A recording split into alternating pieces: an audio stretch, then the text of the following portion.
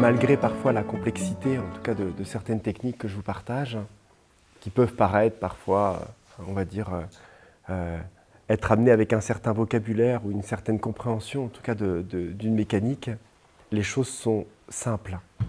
Hein, les choses sont vraiment simples.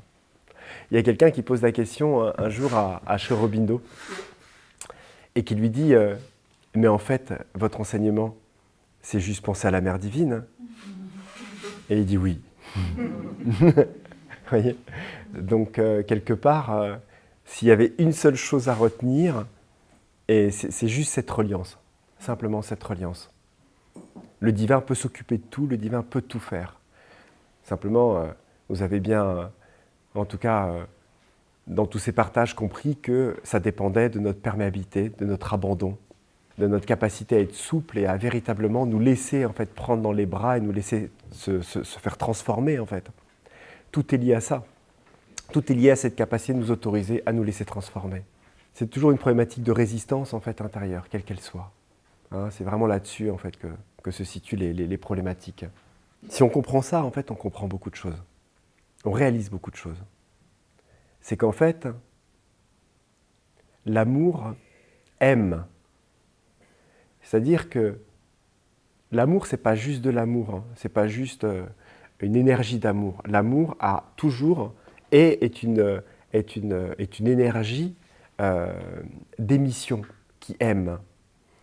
Et la chose sur laquelle je voulais vous partager, c'est laissons-nous aimer par l'amour. Ça paraît une phrase simple, en fait, de se laisser aimer par l'amour, de se laisser juste aimer. Mais en fait, la nature de la conscience qui nous pénètre et de ce qui rayonne en fait en nous aime profondément. Et nous, on pense et on est habitué, du moins on a l'impression qu'il faut mériter cet amour, qu'il faut être digne de cet amour. Et le regard que nous portons sur nous, et c'est pour ça qu'on parlait hier de la prière et de cette capacité justement à poser les choses et à déposer les choses, eh ben, on imagine qu'on ne peut s'autoriser qu'à prendre proportionnellement à une petite quantité d'amour qui est liée à ce que nous méritons ou à ce que nous sommes dignes. Alors qu'en fait, l'amour nous aime inconditionnellement. Il n'y a aucun jugement. Même quelqu'un qui aurait profondément un tueur en série, qui d'un seul coup se regarderait avec le cœur, reconnaîtrait en tout cas le décalage de ce qu'il vient de faire et s'abandonnerait dans les bras de la Mère divine, il me semble, il n'y aurait aucune once de décalage, aucune once de préférence ou d'affinité entre lui et un saint quel qu'il soit. Vous voyez, on est tous les enfants du divin, on est tous la manifestation du divin, quelle qu'elle soit. Et comme je vous ai dit, ce n'est pas les actions qui comptent, ce sont toujours l'intention dans laquelle nous les faisons. Et rien n'est jamais figé en tant que tel. Et ce n'est pas parce que nous avons fait quelque chose qui pourrait paraître décalé, ce n'est pas parce que nous nous regardons ou nous nous rappelons d'un comportement que nous avons eu ou d'un passé ténébreux que nous avons vécu, que cela compte dans le regard que les divins portent sur nous. C'est important en fait de se rappeler ça. On vit dans le présent en fait. Et vous voyez, quand on médite comme ça, si d'un seul coup on se détend profondément et on se connecte à notre aspiration, et on s'autorise à être aimé, parce que c'est une énergie d'amour en fait qui rayonne dans le cœur. C'est de l'amour en fait qui émane naturellement. Et on s'autorise naturellement à être pris dans les bras.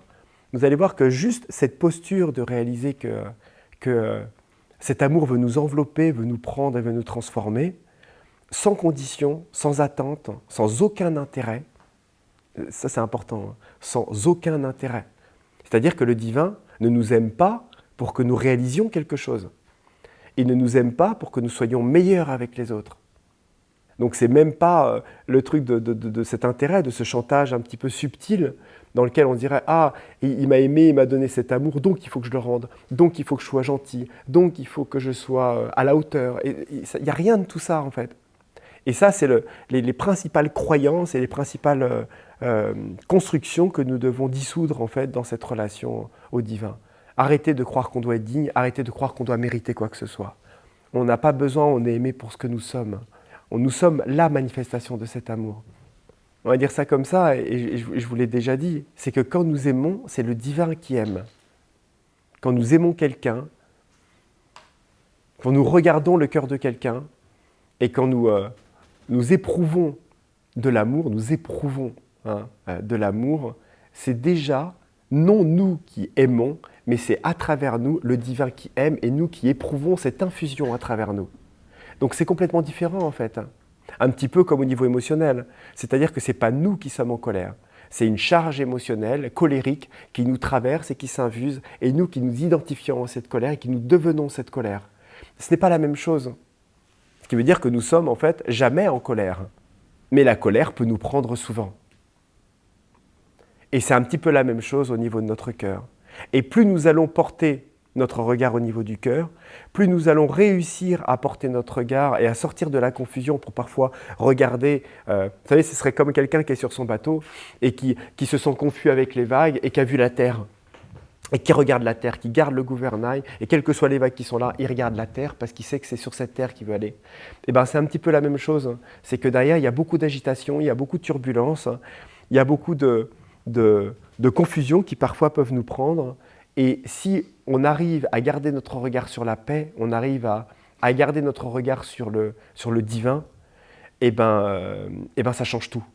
Parce qu'à chaque fois qu'on pense à quelque chose, on en reçoit l'énergie. Si on pense à des choses négatives, on descend dans des charges négatives et les charges négatives reçoivent notre attention, donc notre énergie, et automatiquement, elles nous donnent leur propre énergie. Donc plus nous rentrons dans la confusion et le doute, plus le doute nous nourrit et nourrit des parties inférieures qui nous tirent vers les bas et qui nous amènent de nouveau à amener notre mental inférieur à être confus et ainsi de suite. Et c'est un cercle vicieux. Et c'est pour ça que pour sortir de ces cercles infernaux, de ces multiples cercles infernaux dans lesquels nous pouvons être piégés, il faut regarder au bon endroit en fait. Il faut donner la concentration, parfois peut-être la discipline, de tenter de regarder, de se rappeler de regarder au bon endroit en fait chaque jour en fait tout simplement. Arnaud Desjardins parlait toujours et disait que le bonheur est un choix. Pas dans le sens où c'était quelque chose qui était inné en tant que tel, même si notre nature véritable est vacuité, mais dans le sens où à un moment, il faut faire le choix et l'engagement d'être cette divinité, entre guillemets, pas de l'être dans sa partie absolue, mais d'accepter en tout cas que nous le sommes dans notre essence.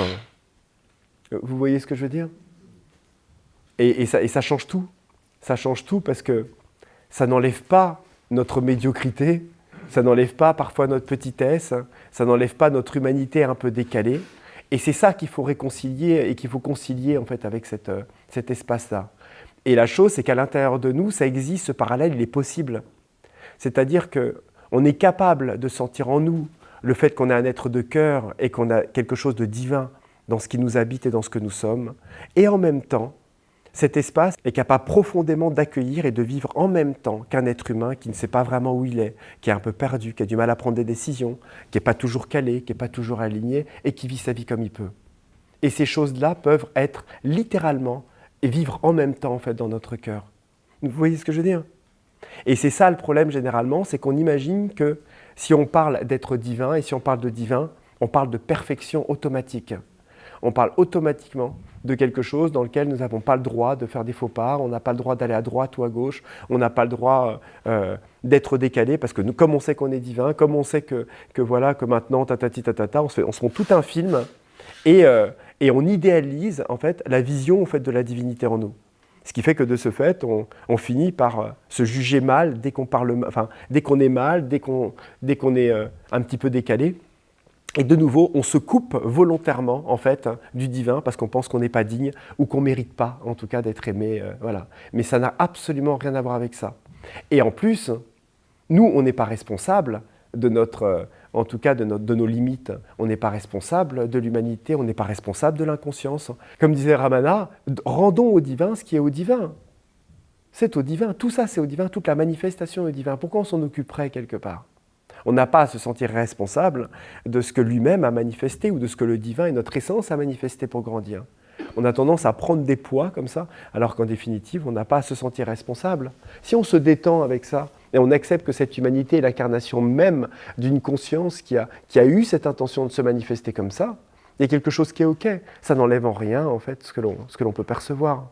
C'est parce qu'on s'identifie trop à ce que nous sommes et nous donnons trop d'importance à ce que nous percevons de nous que l'on se coupe, en fait, tout simplement.